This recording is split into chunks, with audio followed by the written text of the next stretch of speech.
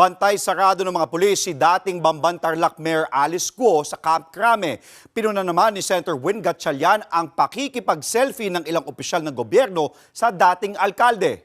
Nasa frontline ng balitang yan si Gary De Leon. Nananatili pa rin sa custodial facility ng Philippine National Police sa Camp Crame si dating Bamban Tarlac Mayor Alice Guo. Ayon sa pulisya, nakapag-adjust at nakatulog naman daw ng maayos ang dating alkalde sa ikalawang araw ng pamamalagi niya sa selda. Solo niya ang selda na mayroon sariling banyo at kama tulad ng regular na mga PDL. Walang aircon at cellphone si Guo. May higpitan seguridad kay Guo na binabantayan ng mga babaeng pulis. Kinain po niya yung rasyon po na galing po sa PNP. Sa ngayon po ay nasa loob daw po siya ng selda po niya at nagbabasa po ng libro. Pero mula nang makulong, wala pa raw dumadalo ng kamag-anak o kaibigan kay Guo, maliban na lang sa kanyang mga abogado.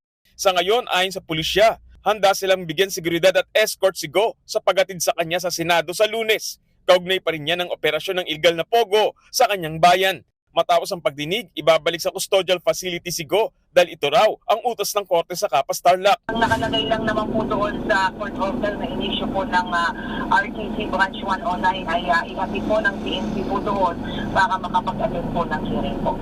Hanggat hindi raw nagpapiyansa si Guo, mananatili siya sa PNP at hindi sa Senado.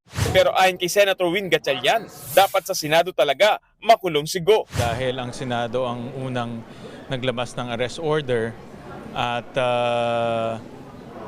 nung nahuli si Alice Guo sa Jakarta, Senado lang ang merong outstanding arrest order. Naniniwala raw si Gatchalian na may tumulong sa paglabas ng bansa ni Guo pero hindi siya kumbinsido na may banta sa buhay ng dating alkalde.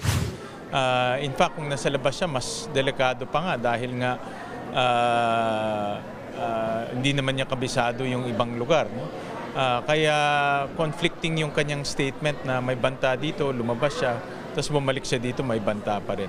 Napuna rin ng senador ang mga opisyal ng gobyerno na nagawa pang makipag-selfie kay Guo.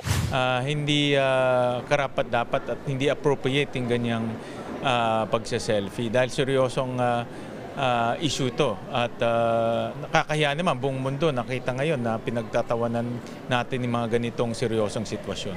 Nagbabalita mula sa Frontline, Gary De Leon, News 5. Mga kapatid, Andre Felix po. Iba na ang may alam at may pakialam sa panahon ngayon. Para sa tuloy-tuloy na balitaan sa Frontline kahit weekend, mag-follow at subscribe sa social media pages ng News 5.